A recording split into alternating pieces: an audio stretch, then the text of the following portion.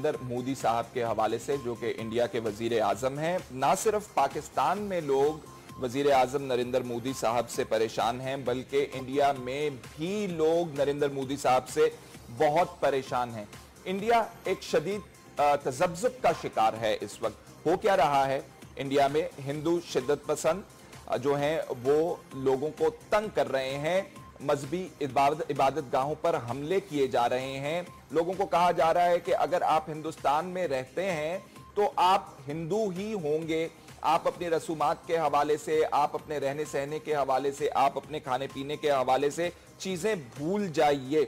जो लोग सेकुलरिज्म के हामी हैं वो लोग बहुत ही परेशान हैं, क्योंकि सेकुलर लोगों के कत्ल किए जा रहे हैं इंडिया के अंदर। हमारे पास मिसालें मौजूद हैं। अगस्त में एमएम कालबुर्जी, जिनकी उम्र 77 साल थी और बुत परस्ती के हवाले से वो आवाज उठाते थे, उनको उनके घर के सामने कत्ल कर दिया गया। फरवरी में कम्युनिस्ट जो लीडर हैं गोविंद पंसारे, मुंबई के करीब उन्हें कत्ल कर दिया गया। और जो काम किया जा रहा है इस हवाले से, कहने वालों का कहना है, सहाफियों का कहना है कि नरेंद्र मोदी की सरकार जो है वो खामोशी से इजाजत दिए हुए है इन हिंदू शिद्दत पसंदों को कि वो कत्ले आम करें। सेकुलरिज्म का, आजादी का, शख्सी आजादी का जो लोगों को हामी है, और इंडिया जो अपने आप को सबसे बड़ी जमहूरियत कहता है, वहां पे ये काम हो रहा है। इस हवाले से आज प्रोग्राम में बात करेंगे कि अगर हिंदुस्तान में लोग खौफजदा हैं शिद्दत पसंदों के हाथों में, तो पाकिस्तान की सरहदों पे जो कुछ हो रहा है क्या वो कहीं एस्केलेट तो नहीं कर जाएगा। इस हवाले से बात करेंगे। आज हमारे मेहमान हैं शहरी रहमान साहिबा, सेनेटर शहरी रहमान साहिबा, साबिक एम्बेसडर हैं और वाइस प्रेसिडेंट हैं पाकिस्तान पीपल्स पार्टी की। इंडिया से हमें स्काइप पर ज्वाइन कर रहे हैं डॉक्टर वेद प्रताप वैदिक, चेयरमैन हैं इंडियन फॉरेन पॉलिसी काउंसिल।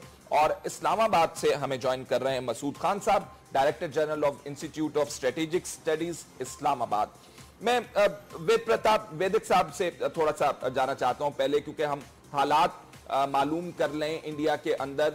वेद प्रताप साहब ये बताइएगा, डॉक्टर वैदिक साहब, कि जो इंडिया के अंदर इस वक्त आप महसूस करते हैं कि खौफ की लहर मौजूद है, इबादत गाहों पर हमले हो रहे हैं, गोश्त खाने के ऊपर लोगों को कत्ल किया जा रहा है, किस किस्म की फिजा मौजूद है हिंदुस्तान में?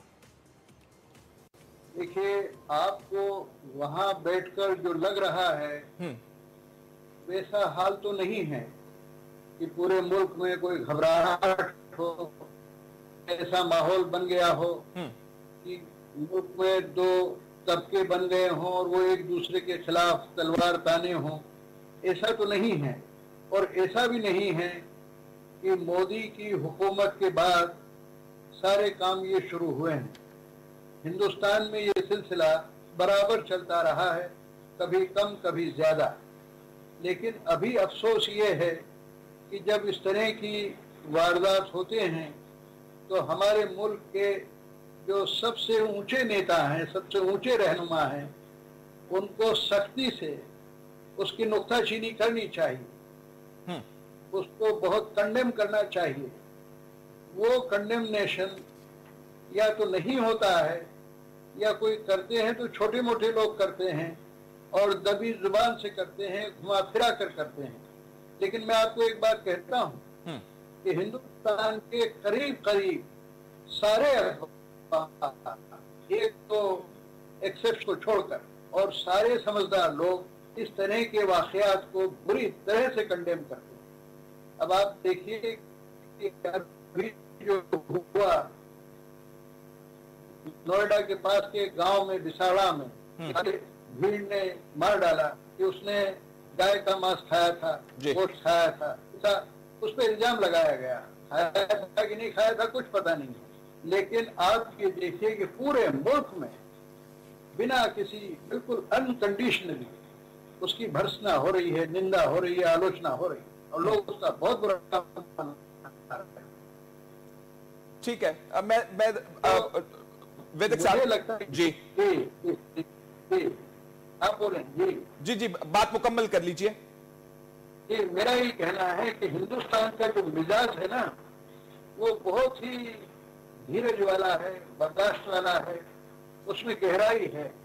ठीक है, ये जो बुरी बातें हो रही हैं जिनकी सब लोग नुक्ताचीनी कर रहे हैं। नुक्ताचीनी हो रही है। हम थोड़ा सा आगे चलेंगे। शरी रहमान साहबा, इंडिया के हालात का अब जब हम जायजा लेते हैं, नॉट ओनली इंडिया के अंदर बल्कि अब तो फॉरेन प्रेस के अंदर भी मोदी साहब की सरकार के हवाले से कहा जा रहा है कि वो फंडामेंटलिस्ट को जो है चाहते हैं कि परवान चढ़े। अगर आप उनके एजुकेशनल इंस्टीट्यूशंस के हवाले से बात कर दें, डॉक्टर अमृत्या सेन साहब का नाम बहुत बड़ा नाम है, उनको हटाया जा रहा है, बुनियाद परस्तों को कहा लिखा जा रहा है कि वहां पे लाया जा रहा है।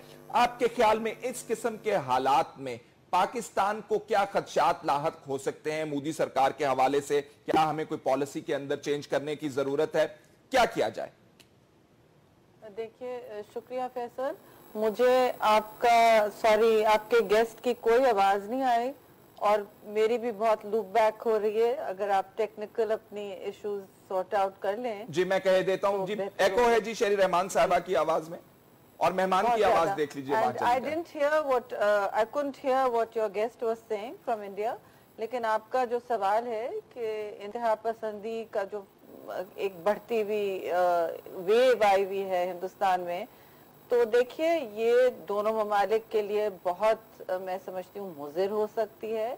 पाकिस्तान में वैसे ही एक कहा जाता है कि यहाँ भी एक्सट्रीमिज्म का एक वेव आया हुआ है जो काफी सालों से हमें मुल्क को लपेट में लिया हुआ है। तो इस हालत में मैं एक तफरीक जरूर करूंगी कि देखिए, जब हम हिंदुस्तानी दोस्तों से मिलते हैं या कोई ट्रैक टू डिस्कशन होता है, तो मैं हमेशा कहती हूँ देखिए जो भी है पाकिस्तान में इंतहा पसंदी है, हम उसको सबसे पहले उसका एतराफ करते हैं। जब आप एतराफ करते हैं तो ही आप माशरे में कोई इस्लाह ला सकते हैं। अब इस्लाह लाने की जहाँ बात हुई, हमारा कॉन्स्टिट्यूशन सेक्युलर नहीं हिंदुस्तान का है, लेकिन जिस मुल्क का कॉन्स्टिट्यूशन और आइन ये मानता है कि सेक्युलरिज्म उसका नज़्बुल-ऐन है और उसका कोर प्रिंसिपल है, वो एक यहाँ हम एक्सट्रीमिस्ट प्राइम मिनिस्टर्स या किसी मजहबी जमात के प्राइम मिनिस्टर को आज तक पाकिस्तान ने इलेक्ट नहीं किया है। ये बड़ी बड़ी मेन स्ट्रीम तंजीमें इलेक्ट यहाँ होती हैं, जहाँ आपने इक़्तिदार जब भी इलेक्ट होके आया है या बैकडोर से नहीं आया है, जहाँ इजरे के हैं, तो पीपल्स पार्टी की हुकूमत आई है जो लेफ्ट ऑफ सेंटर है, और यानी कि बाद और दूसरा आप देख लें प्रोग्रेसिव तंजीम है, दूसरी नवाज लीग आती रही है, इस वक्त भी हुकूमत है। जो भी है वो इंतहा पसंद अपने आप को नहीं कह सकते, वो मजहबी बुनियाद पर इंतहा पसंद नहीं है। और एक ये बहुत बड़ा फर्क है दोनों ममालिक में। हमारा आइन सेक्युलर नहीं है, लेकिन यहाँ जो वोटिंग पैटर्न है, जो अवाम का एक शऊर है, वो बदल भी रहा है, क्योंकि खित्ते में हालात ऐसे हैं। अब ये जो बाहमी ताल्लुकात एक तंगी में आ गए, एक बंद गली तक मैं समझती हूँ पहुंचे हुए, क्योंकि हिंदुस्तान एक बहुत तल्ख इस वक्त जबान इस्तेमाल कर रहा है, जो आतंकवाद की बात करता है कि पाकिस्तान को सिर्फ वो दहशत गर्दी के विंडो से या लेंस से देखना चाहता है, और जैसे हम हिंदुस्तान को हर रंग में देखने की सलाहियत रख रहे हैं, और हम कह रहे हैं कि ठीक है, अगर सरकार ऐसी है या फला इलाके में ऐसा हुआ, या आपने देखा होगा शबाना आजमी और सैफ अली खान जैसे बहुत बड़े सेलिब्रिटी हॉलीवुड स्टार्स ने भी लिखा ट्विटर पे कि जूहू में उनको फ्लैट नहीं मिल सका क्योंकि वो मुसलमान हैं, या ऐसे इस तरह की बातें हो रही हैं। तो देखिए, हम माशरे में जो बढ़ती हुई इस तरह की खलीज हो रही है, ये हमारे दो ममालिक को भी बहुत दूर ले जा सकती है। और हम न्यूक्लियर ममालिक हैं दोनों, हमने जंगें लड़ी हैं, हमारी लाइन ऑफ कंट्रोल पर एक तनाज़ा चलता रहता है, और कश्मीर एक अनरिजॉल्व डिस्प्यूट है जो पुराने एक्स प्रेसिडेंट बिल क्लिंटन ने अमेरिका के इसको the most dangerous flash point in the world कहा। तो हमें आप बताएं, ये कभी हो सकता है कि एक रियासत दूसरी रियासत से कहे कि हम आपसे सिर्फ एक बात, मैं समझती हूँ कि मुंबई के जो सानिया हुआ है हिंदुस्तान में, उसको यहाँ हम समझ भी नहीं पाए, उसका इम्पैक्ट भी हम समझ नहीं पाए, लेकिन वहां भी हिंदुस्तान में बहुत बड़ा फुकदान है पाकिस्तान की तब्दीलियां समझने में, अवाम को समझने में, और हमारे एक नेशनल कैरेक्टर को समझने में कि हमने कभी हम हिंदुस्तान, देखिए हमारी फौज हिंदुस्तान को एक थ्रेट समझती है। अब आप देख लें, किसी ने ये पूछा है कि हिंदुस्तान की सारी मुसल्लह अफवाज की फॉर्मेशंस जो हैं, खैर है कि वो चीन से भी हैं, लेकिन पाकिस्तान से कितनी उनकी फॉर्मेशंस हमारे सामने किस लिए खड़ी हैं भाई? अगर आप हमें इतनी बड़ी धमकी नहीं समझते हैं अपनी एग्जिस्टेंस, तो आप ये बातें बहुत सूझबूझ की हैं और करने की हैं, लेकिन पाकिस्तान के आम लोग जो हैं उन्होंने हमेशा अमन की बात की है। और पाकिस्तान में आजकल एक कंसेंसस बन चुका था सियासी कि हमें हिंदुस्तान से लड़ने में या कोई मुसल्ला हल ढूंढने में कोई फायदा नहीं। और ये हिंदुस्तान को भी जमहूरी हिंदू अगर जमहूर में यकीन रखता है तो ये सोचना चाहिए। ठीक है, ये सवाल स्ट्रेटेजिक लीडर बनना चाहता है तो उसे ये सोचना चाहिए। ठीक है, सोचना चाहिए। मसूद साहब, आपसे यही सवाल है, व्हाट इज दैट? आपने सुन लिए, वेदक साहब की भी आई होप आपके अब तक आवाज पहुंची होगी, शेरी रहमान साहिबा की भी आपने बात सुन ली। What is that? मैं समझता हूं कि इंतहा पसंदी हिंदुस्तान की भी दुश्मन है और पाकिस्तान की भी दुश्मन है। पाकिस्तान में हम इंतहा पसंदी से जंग कर रहे हैं और उसमें कामयाबियां भी हासिल कर रहे हैं, क्योंकि ज़रब अज़ब ऑपरेशन और उसके बाद नेशनल एक्शन प्लान के ज़रिए हमने ये पैगाम दिया है कि तमाम दहशतगर्द बुरे होते हैं और तमाम इंतहा पसंद जो तशद्दुद पे यकीन रखते हैं वो बुरे होते हैं और हम उनके ख़िलाफ़ कार्रवाई करेंगे और वो कार्रवाइयाँ कामयाब हो रही हैं। लेकिन हिंदुस्तान में उसके बरक्स हमें ये महसूस हो रहा है कि इंतहा पसंदी की एक लहर उठी है और वहाँ इंतहा पसंदी पनप रही है और उससे सियासी क़ुव्वतों की हिमायत हासिल है। ये मैं थोड़ा सा तकाबुल करना चाहता हूँ। दूसरी बात यह है कि हिंदुस्तान ने रोज़ अव्वल से ये कहा कि वो एक सेक्युलर रियासत बनेंगे। इस सिलसिले में उन्होंने जिद्दोजहद की है, लेकिन अभी तक कामयाबी नहीं हुई। और पाकिस्तान एक नज़रियाती रियासत है, हमने एक इस्लामी रियासत बनाई, तो किसी मज़हब के मानने से कोई गुनाह नहीं सरजद हो जाता, या आप अपने मज़हब के मुताबिक, अपने तरीक़ा हयात के मुताबिक अपनी रियासत को तश्कील दें, तो इसमें कोई बुरी बात नहीं है। लेकिन मेरा ये ख्याल है और ख़दशा है कि हिंदुस्तान की रियासत का खमीर, उसमें मजहबी इंतहा पसंदी पहले से मौजूद है। वो तक़सीम हिंद से पहले या उसके बाद, हिंदुस्तान और पाकिस्तान की आज़ादी के बाद। गांधी साहब के, मैं ये वेदक साहब के पास से सवाल रखूंगा, गांधी साहब की टीचिंग्स या नेहरू साहब की टीचिंग्स जिन्हें सेकुलर कहा जाता है, वो आजकल कहाँ है? लेकिन I just raise this point Vedak साहब से, आप प्लीज कंटिन्यू। जी, मैं ये कह रहा था कि वहाँ एक तो एक किस्म की मजहबी मुनाफरत पाई जाती है, मुसलमानों के ऊपर अरसा हयात तंग किया जा रहा है, पाकिस्तान भी उनके हिमायत में किसी किस्म की कोई आवाज़ बुलंद नहीं कर सकता। और वेदक साहब ये फरमा रहे थे कि नरेंद्र मोदी ये वज़ीर आज़म या उनके बड़े कायदीन मजम्मत क्यों नहीं करते उस वाक़े की? वो इसलिए मजम्मत नहीं कर सकते कि वो इस पर यकीन रखते हैं। मैं इल्ज़ाम नहीं धरना चाहता, लेकिन वो इसलिए खामोश हैं कि उनका आप पूरे का पूरा बैकग्राउंड देख लीजिएगा, सियासी बैकग्राउंड, उनका सियासी अर्तक़ा देख लीजिएगा। उन्होंने मजहबी इंतहा पसंदी के ऊपर अपनी सियासत चमकाई है और उसी की वजह से वो कामयाब हुए। हिंदुस्तान की अक्सरियत ने उन्हें वज़ीर आज़म बनाया है और उन्हें बहुत मैंडेट दिया है। मैं एक और चीज़ बात बताना चाहता हूँ कि वो ये है कि हिंदुस्तान और पाकिस्तान के मामले के एतबार से, देखिए, हम हिंदुस्तान से ये कह रहे हैं कि मुज़ाकरात करें और पाकिस्तान के ख़िलाफ़ उनकी सरकारी एजेंसी रॉ जो दहशत गर्दी कर रही है, उन वाक़यात को ख़त्म कर दिया जाए, क्योंकि ये पाकिस्तान दुश्मनी है। बलूचिस्तान, फाटा, कराची या दूसरे शहरों पे जो हमले हो रहे हैं उनको ख़त्म किया जाए। और आज पता नहीं आपने देखी या नहीं देखी, नासा की एक रिपोर्ट शाया हुई है जिसमें यह कहा गया है कि आप सैटेलाइट से, खला से आप हिंदुस्तान और पाकिस्तान के दरमियान बॉर्डर को देख सकते हैं। आई हैव सीन दैट, जो इल्यूमिनेटेड है सारा। उसमें कहना यह चाहता हूं कि हिंदुस्तान की तरफ से ये जो बेबुनियाद इल्ज़ाम लग रहा है कि फायरिंग का तबादला इसलिए होता है कि पाकिस्तान वहाँ दरअंदाजी कर सके और वहाँ कुछ लोगों को भेज सके, ये एक किस्सा पारीना है। इस वक्त ये है कि हम लोग हिंदुस्तान की दहशतगर्दी की जद में आए हुए हैं और हम ये तवक्को करते हैं कि हिंदुस्तान न सिर्फ इस सिलसिले को ख़त्म करे बल्कि अलल ऐलान कहे कि ऐसा नहीं करेगा। और इस सिलसिले में जब भी हमारे मुज़ाकरात हों, यकीनन वो एक नुक्ते तक महदूद नहीं रह सकते, बात खुल के होगी, तमाम एजेंडे पे होगी। और उसमें मेरा जहाँ तक ख्याल है, दोनों मुल्कों का तजर्बा यही है कि कश्मीर सर फहरिस्त होगा। अब यही पॉइंट हमने इस प्रोग्राम के अंदर रखा है कि अगर इंडिया के अंदर ये लहर मौजूद है तो पाकिस्तान से फिर आप किस तरह मुज़ाकरात के जरिए हल करेंगे अपने मामलात। नाज़रीन, इंडिया कैसे बात करेगा पाकिस्तान के साथ अगर खुद इंतहा पसंदी का शिकार होगा।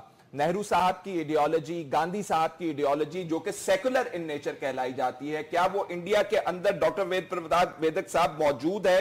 हाल ही में हुकूमत ने नेहरू म्यूजियम एंड लाइब्रेरी के डायरेक्टर को भी निकाल बाहर किया और साथ कहा कि अब ये जो इदारा है मोदी साहब ने जो काम किए हैं या अचीवमेंट्स हैं उनकी, उसको हाईलाइट करेगा। क्या कहते हैं आप? जी, इसमें मुझे कहना यह है कि अभी तक जो वहाँ डायरेक्टर थे महेश रंगराजन, वो बहुत काबिल आदमी थे, बहुत ईमानदार आदमी थे और बहुत लगन से काम करने वाले आदमी थे। अगर उनको नहीं हटाया जाता, उनको रखा जाता, तो मैं समझता हूँ कि नेहरू म्यूजियम और लाइब्रेरी बहुत अच्छा काम कर रही। लेकिन इसमें एक नुक्ता है जिस पर ना हमारे मुल्क में कोई खास ध्यान देता है, ना पाकिस्तान में ध्यान दिया गया है। वो ये पिछली सरकार ने इस्तीफा के सिर्फ 3 दिन पहले, यानी हटाए जाने के 3 दिन पहले सरकार ने उनको 16 साल का वक्फा दे दिया, जबकि अभी तक जितने डायरेक्टर हुए हैं वो सिर्फ 3 साल के अपॉइंट होते हैं। ठीक। पिछली सरकार ने गड़बड़ की होती कि 16 साल तक उनको हमेशा के लिए डायरेक्टर बना दिया, जो कि गलत काम है, गैर कानूनी काम है। तो ये महेश रंगराजन रह जाते। लेकिन ये जो कोशिश है कि नेहरू म्यूजियम की जो ट्रेडिशन है, जो रवायत, उसको खत्म किया जाए, इसको कोई पसंद नहीं करता है। और मैं भी समझता हूँ कि सरकार की हिम्मत कि वो नेहरू म्यूजियम में जो अच्छा काम चल रहा है उसके खातिर की कोशिश करे, तो उसके खातिर की कोशिश करना उसकी इमेज को नुकसान पहुंचाना। इसी तरह से जो इंडिया की बात आपने कही, नरेंद्र मोदी क्यों नहीं बोल रहे हैं, मैं खुद सोचता हूँ। ठीक है, नरेंद्र मोदी का बहुत सपोर्ट किया है, उनको भारत का वज़ीर-ए-आज़म बनवाने में सबसे ज्यादा पहल मैंने की। मुझे खुद बड़ा ताज्जुब होता है कि चुप क्यों है। शायद वो चुप इसलिए हैं कि वो अगर बोलेंगे तो जरूरत से ज्यादा कंट्रोवर्सी खड़ी हो जाएंगे और उन कंट्रोवर्सी को खड़े नहीं होने देना चाहते थे, इसलिए मेरे ख्याल से वो चुप हैं। लेकिन मुझे अफसोस इस बात का है कि इस तरह के वाकयात हो रहे हैं और उनका जो कंडेमनेशन रूलिंग पार्टी की तरफ से होना चाहिए वो पूरी तरह से नहीं हो रहा है। होम मिनिस्टर ने अभी जो नोएडा के पास में एक मुस्लिम सज्जन की मौत हो गई, उस पर अच्छा बयान किया है हमारे होम मिनिस्टर ने, मुझे अच्छा लगा।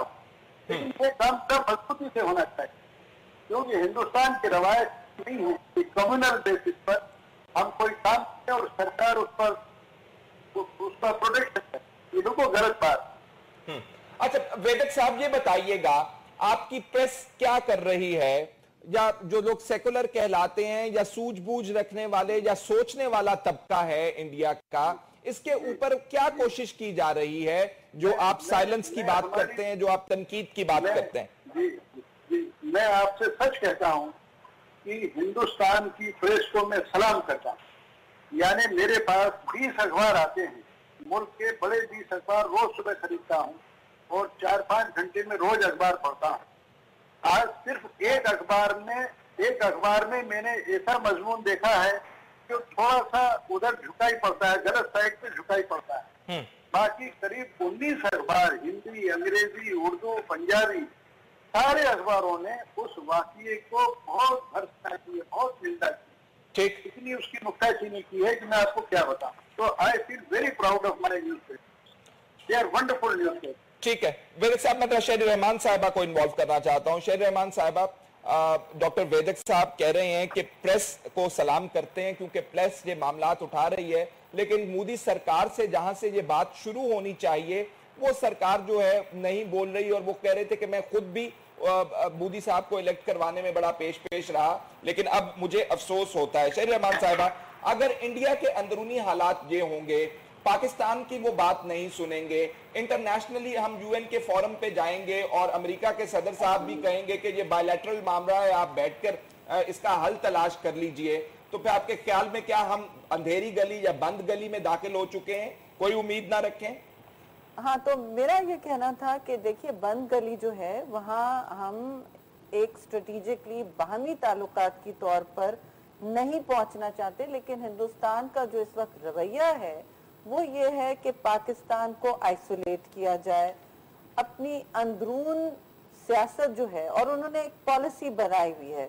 एक कहा जाता है कि हिंदुस्तान में पॉलिसी नहीं, हिंदुस्तान की सरकार के पास इस वक्त एक वाज़ेह पॉलिसी है मेरी नजर में, और वो पॉलिसी ये है कि पाकिस्तान को आइसोलेट किया जाए, उससे मुस्तकिल तनकीद का निशाना बनाया जाए, उससे एक तरफ कहा जाए कि आप दहशतगर्दी का मंबा हो और इंटरनेशनल फोरम पर भी इस बात को लिया जाए, बजाय इसके कि हम दहशतगर्दी को या टेररिज्म को एक ट्रांस बाउंड्री इशू लेके समझें, जो वो है, जो ये ग्लोबल इशू है। अब आप मिडिल ईस्ट में देख लें क्या हो रहा है, आप अफगानिस्तान में देख लें क्या हो रहा है, हर तरफ तो आप पाकिस्तान का हाथ इसमें ना दिखा सकेंगे, ना आप दुनिया को ये कन्विंस कर सकेंगे, जो इस वक्त में मैं समझती हूँ रुझान चल रहा है सरकार में।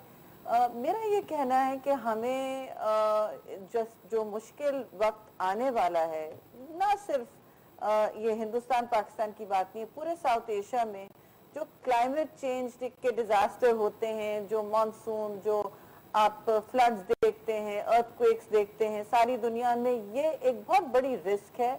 हमारा ग्लेशियर मेल्ट हो रहा है, वहाँ पानी का स्ट्रेस है, और ये जो मसाइल हैं इनकी वजह से दोनों हुकूमत को, सरकारों को बात करनी पड़ती है। लास्ट टाइम भी ऐसे ही हुआ था। तो आप देखें कि अब नेचर भी आपको कंपेल कर रही है कि आप होश के नाखून पकड़ें। पाकिस्तान की एक वाज़ेह पॉलिसी आ चुकी है कि हम हर अमूद पर बात करने तैयार हैं, आप ये हमें ना कहें कि इस चीज पर बात करें। तो ये इससे ज्यादा मैं समझती हूँ खंदा पेशानी हम दिखा नहीं सकते, और हिंदुस्तान की ये जो सोच है, ये एक जारहाना इंतहा पसंद सोच, जो एक नेशनल सिक्योरिटी सोच बन चुकी है। आप एक्सट्रीमिज्म को एक नेशनल सिक्योरिटी और डिप्लोमेटिक आइडियोलॉजी नहीं बना सकते। ये डिप्लोमेटिक लैंग्वेज भी बन चुकी है, ये कोअर्सिव डिप्लोमेसी हो चुकी है, जिससे किसी को फायदा नहीं। देखिए हिंदुस्तान की जो रियासत है वो सिर्फ एक तबका नहीं हो सकती, पाकिस्तान में भी ऐसा ही है। एक तबका आप की नुमाइंदगी नहीं सिर्फ कर सकते, आपको पूरे मुल्क को साथ लेके चलना होता है अगर आप सर उठा के अपने आप को एक जमहूरी रियासत कहलवाना चाहते हैं। अब इंटरनेशनली आप बोइंग जाके खरीद लें या आप कितने खरब का कॉन्ट्रैक्ट कर लें, उससे आपकी एक टेम्पररी पजीराई हो जाएगी, लेकिन जो इस वक्त खतरनाक ट्रेंड्स आप हिंदुस्तान की सोसाइटी में ला रहे हैं, जो इतनी दूररस होंगी कि इससे पीछे हटने इंडियन माशरे को खुद प्रॉब्लम हो जाएगा। ये एक अंदरून, देखिए 1/5 of India is already insurgent. इस वक्त आप वहाँ भी इंसर्जेंसीज चल रही हैं। ये अपनी कहानी इनवर्ड रखते हैं। आप जितनी भी इनवर्ड रख रहे, ये कहानियां तो आपकी हिंदुस्तान की खुद की बदनामी का बायस बनेंगी। इससे पाकिस्तान को कोई खुशी नहीं होती है। पाकिस्तान बल्कि ये सोच में पड़ता है कि हमें अपनी आवाम के लिए क्या करना है, हमें आगे जाने के लिए क्या नेशनल सिक्योरिटी पॉलिसी, क्या फॉरेन पॉलिसी, क्या रीजनल इनिशिएटिव्स लेने चाहिए। और हिंदुस्तान पाकिस्तान सारे खित्ते की डेवलपमेंट के रास्ते में एक बहुत बड़ा रोड ब्लॉक बन गया है। ये अपने लिए भी रोड ब्लॉक बन रहा है, अपने लिए भी रोड ब्लॉक बन गया, आवाम के लिए भी। ठीक, मसूद खान साहब, अगर बात वही है कि अगर इंडिया जो है, जैसे शहरी रहमान साहिबा कह रही हैं कि खुद रोड ब्लॉक बन गया है और सिक्योरिटी पॉलिसी बना ली है इंतहा पसंदी, वो कह रही हैं, तो क्या आपको खौफ नहीं महसूस होता कि ये वर्किंग बाउंड्री के ऊपर जो हालात हैं, जो लाइन ऑफ कंट्रोल पे हालात हैं, सियालकोट में लोग अभी तक घरों में वापस नहीं आ रहे क्योंकि अभी तक वर्किंग बाउंड्री के ऊपर गोलाबारी कभी भी शुरू कर देते हैं वो। आज जो आपका मौजू है उसकी मुनासिबत से मैं ये कहूँगा कि हिंदुस्तान को भी तशवीश होनी चाहिए, इसलिए कि उनके यहाँ जो इंतहा पसंदी है वो हिंदुस्तान को अंदर से कमज़ोर कर सकती है और तोड़ सकती है। मैंने जैसा कि कहा था कि सेक्युलरिज्म उनकी एक जद्दोजहद है, कोशिश है, वो इसमें अभी कामयाब नहीं हुए। असल में पाकिस्तान में, हिंदुस्तान में, पूरे जनूबी एशिया में हमें मजहबी रवादारी की ज़रूरत है, और मुल्कों के अंदर और मुल्कों के दरमियान। तो मैं ये कहूँगा कि क्योंकि हमने इकट्ठे रहना है, हम हमसाए हैं, आज नहीं सदियों तक हम एक दूसरे के साथ रहेंगे। लिहाजा ये नफ़रत का कारोबार ख़त्म होना चाहिए और नफ़रत की बुनियाद पे या इंतहा पसंदी की बुनियाद पे जो सियासत हो रही है उसको ख़त्म करना चाहिए। बिल्कुल ठीक है। मैं एक और चीज़ आपको बताना चाहता हूँ कि हिंदुस्तान में मुसलमानों पे अरसाए हयात बहुत तंग है। उनकी तादाद कम करके बताई जाती है। जब मुसलमान मिलते हैं हिंदुस्तान की तो वो कहते हैं कि उनकी तादाद बढ़कर 200 मिलियन से ज़्यादा हो चुकी है। 18% कहते हैं कुल जी, लेकिन उनकी जो उनके हुकूक हैं बुरे तरीके से पामाल हो रहे हैं वहाँ, वो डरे डरे रहते हैं। पाकिस्तान ख़ुद इस किस्म के खलफशार का शिकार रहा है और मसाइल का शिकार रहा है कि कभी उनके लिए कोई मजबूत अंदाज में आवाज़ बुलंद नहीं कर सका।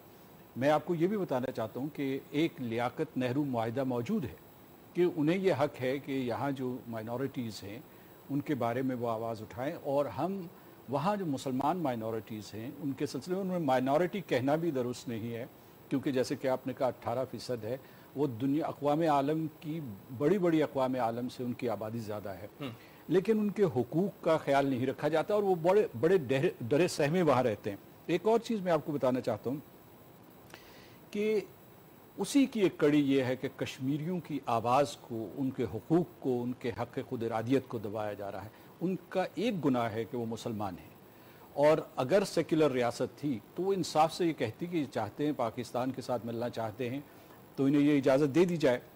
और दूसरी ये है कि हिंदुस्तान में अभी जैसे वेदक साहब जिक्र कर रहे थे और वो एक ट्रिब्यूट दे रहे थे वहाँ की प्रेस को, मैं भी देना चाहता हूँ, मैं भी बड़े शौक़ से पढ़ता हूँ, लेकिन असल में वहाँ रिवाज अब ये चल पड़ा है कि जो लिबरल सोच वाले हैं, जो सेक्युलर सोच वाले हैं, जो इंसाफ की बात करते हैं, उनको मुजरिम गर्दाना चाहता है और उनको बाकायदा हाउंड किया जाता है। मैं उन सोशल पर्सनैलिटीज़ की बात कर रहा हूँ। 2-4 और नुकात में वाज़े करना चाहता हूँ। एक तो ये है कि अमेरिका ने अभी हाल ही में कहा है, ख़ासतौर से जब वफ़ा के मुज़ाकरात हो रहे थे तो उनसे पहले उन्होंने बयानात दिए कि कश्मीर का तनाज़ा बरकरार है और दोनों मुल्कों को हल करना चाहिए, लेकिन उसमें अमेरिका की भी पोजीशन अभी तक नहीं बदली है। अगर हिंदुस्तान ने मुज़ाकरात के सारे दरवाजे बंद कर दिए हैं, अगर दिल्ली हम नहीं जा सकते, वो इस्लामाबाद नहीं आ सकते, कश्मीर के ऊपर बात नहीं कर सकते, पानियों के ऊपर बात नहीं कर सकते, स्ट्रेटेजिक इस्तेहकाम के ऊपर बात नहीं कर सकते, हम सरक्रीक के ऊपर बात नहीं कर सकते और सियाचिन के ऊपर बात नहीं कर सकते, और सिर्फ दहशतगर्दी और वो भी जो हिंदुस्तान का वर्जन है उसके ऊपर बात कर सके, तो फिर बात कैसे होगी? ये दरवाजे बंद हो गए तो हमें अक़वाम मुत्तहिदा का दोबारा से दरवाज़ा खटखटाना पड़ेगा। ये हमारा इस्तेहकाक है, हमने ऐसा किया है। ठीक है। आखिर में मैं आपको ये बताना चाहता हूँ कि ये जो हालात हैं इससे कशीदगी बढ़ी है और मज़ीद बढ़ने का इम्कान है, और मैं आपको ये बता रहा हूँ कि पाकिस्तान ये चाहता है कि इस सारे के सारे तनाव को और कशीदगी को ख़त्म करें। सफारत के ज़रिए मुकालमे के लिए हम लोग एक मेज़ पे बैठें। और मैं आज आपको ये भी बताना चाहता हूँ कि खुर्शीद कसूरी साहब ने कोई बयानात दिए हैं और मेरा ख्याल हिंदुस्तान टाइम्स में छपा है या किसी हिंदुस्तानी अखबार में छपा है। नारायणन साहब जो एक ज़माने में नेशनल सिक्योरिटी एडवाइज़र थे, उन्होंने एक बयान दिया है। उन्होंने बहुत ही मुतवाज़न बयानात भी दिए और कॉलम में लिखे। उन्होंने ये कहा है कि ये पहली मरतबा हो रहा है कि हिंदुस्तान की सफारत में दिल्ली में हमारे वज़ीर आज़म को जब ये गुज़श्ता साल गए थे तो इनको अपस्टेज करने की कोशिश की गई। अंदर मुज़ाकरात अच्छे हुए, उनके फ़ॉरेन सेक्रेटरी ने बाहर कोई मुख्तलिफ बयानात दे दिए। ऊफ़ा में एक किस्म की पाकिस्तान के साथ बदअहदी हो गई, और न सिर्फ बदअहदी की क्योंकि उनकी नीयत कुछ और थी और लिखवाया कुछ और, बल्कि ये भी किया कि बाद में उसके ऊपर उन्होंने सेलिब्रेट भी करना शुरू कर दिया विद इन एन आवर। तो वो ये कह रहे थे, उनको समझाने की कोशिश कर रहे थे मोदी सरकार को कि ये हिंदुस्तान का या हिंदुस्तान की रिवायती सफारत का वतीरा नहीं है।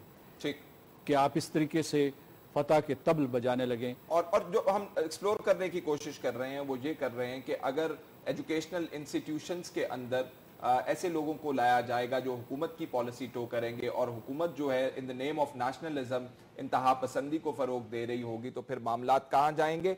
एक वैदिक साहब ये बताइएगा, आपकी दूसरी सियासी पार्टियां क्या कर रही हैं? और ये बीजेपी जो है, इसकी एक स्टेटमेंट हमें याद आ रही है, जब सलमान तासीर साहब को यहाँ पे कत्ल किया गया तो कहना था बीजेपी का कि अगर यहाँ पे होते तो ऐसा ना होता, उनके साथ जिंदा होते अभी।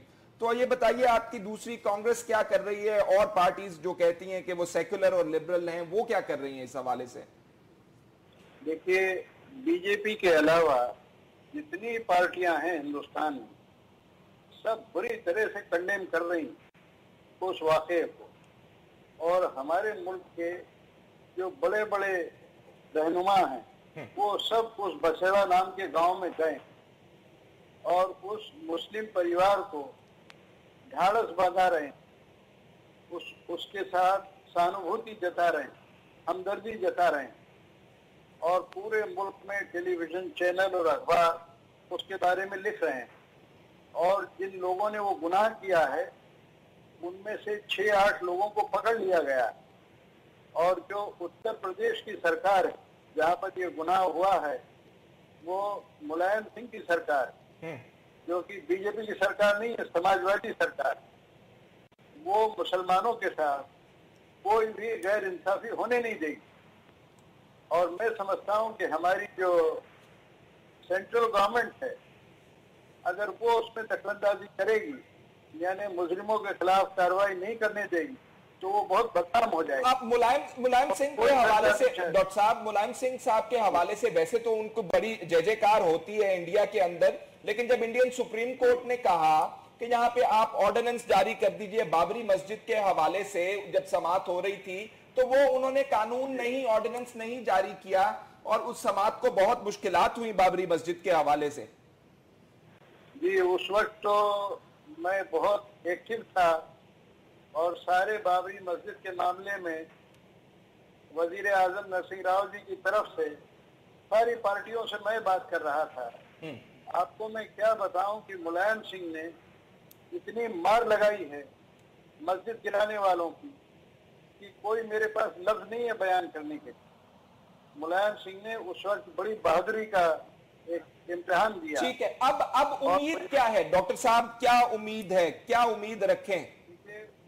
उम्मीद ये है कि जिन लोगों ने गुनाह किया है वो इतना खराब काम है, पूरा हिंदुस्तान उसको कंडेम करता है, और वो लोग पकड़े जाएंगे, उनको सजा होगी। और वो जो फैमिली है जिसके बच्चे दानिश की बहुत हालत खराब थी, अब बेहतर है, उसको खूब इलाज हो रहा है, और जो इखलाक साहब को मार दिया गया है, उनकी फैमिली को सारे लोग काफी पैसा दे रहे हैं, काफी इज्जत दे रहे हैं, काफी हमदर्दी दिखा रहे हैं। ठीक है, और उनकी फैमिली के लोग अब काफी मुतमईन भी लग रहे हैं। हर सोसाइटी में इंतहा पसंद होते हैं, देखिए, और कहीं कम कहीं ज्यादा। और ये एक तो नेहरूवियन मुआहदा जो था, नेहरूवियन सोशल कॉन्ट्रैक्ट, जिसने हिंदुस्तान जैसे हेटेरोजेनस मुल्क को, मल्टीपल आइडेंटिटीज के मुल्क को एक धारे में जोड़ा हुआ था, वो टूट रही है, वो धारा और धागा टूट रहा है। और ये अपने आप के हिंदुस्तान के अपने दिल में खंजर होगा, जहां इतनी सारी शनाख्त, इतने सारे मजहब कोशिश करके रहते हैं और बड़ी मुश्किलात का सामना करना पड़ता है।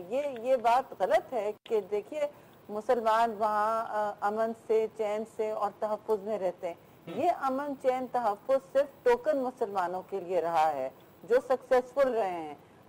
जो अक्सरियत है उनकी कहानियां जो हैं वो दिल तोड़ने वाली हैं। जो वहाँ फैमिली रहेगी और जो पाकिस्तान फैमिलीज आई, उनमें जमीन आसमान का इक्तिसादी और दूसरे हालात का फर्क है। तो ये तो एक सच्चाई है जिससे हम दूर नहीं भाग सकते।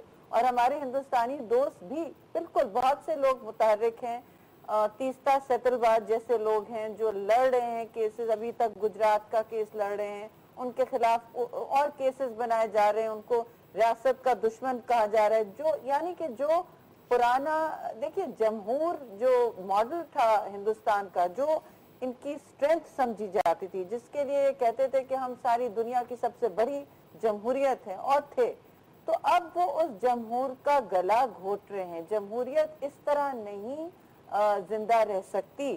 और ये अपने जमहूर के जी नहीं, मैं कह रही हूँ, सरकार की बात कर रही हूँ मैं, अवाम की नहीं बात कर रही, मैं आपकी बात नहीं कर रही।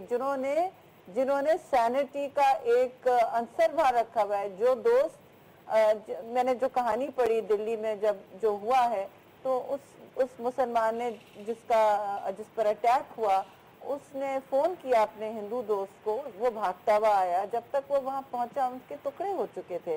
तो ऐसे लोग लेकिन हैं हिंदुस्तान में, ऐसी सोसाइटी है। और मैं आखिरी बात मेरी बात सुन ले, मैं ये कहना खारजा पॉलिसी जो है जमहूरी ममालिक में, और इसका फ्यूचर, इसका मुस्तकबिल यही है कि societies will make foreign policy. जब सोसाइटी फॉरेन पॉलिसी बनाती है, इसका मतलब वो जमहूर एक आवाज पकड़ता है। पाकिस्तान में ऐसा ही होने लगा है।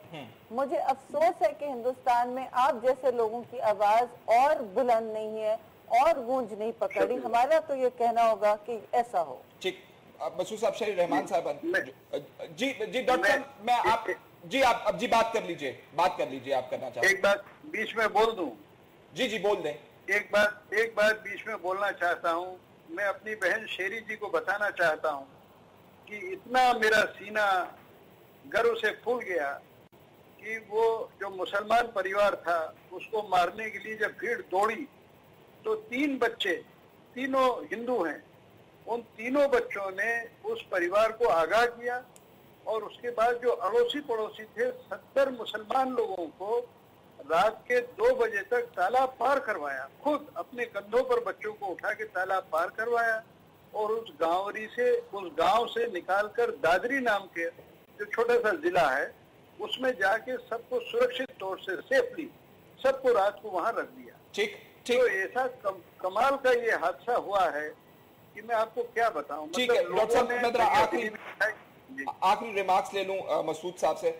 मसूद साहब, ये जो बात की जा रही है, सोसाइटीज जो फॉरेन पॉलिसी बनाती हैं, अगर इंडिया के अंदर हम ये तमाम चीजें देख रहे हैं तो किस किस्म की फॉरेन पॉलिसी आपको बनती हुई नजर आती?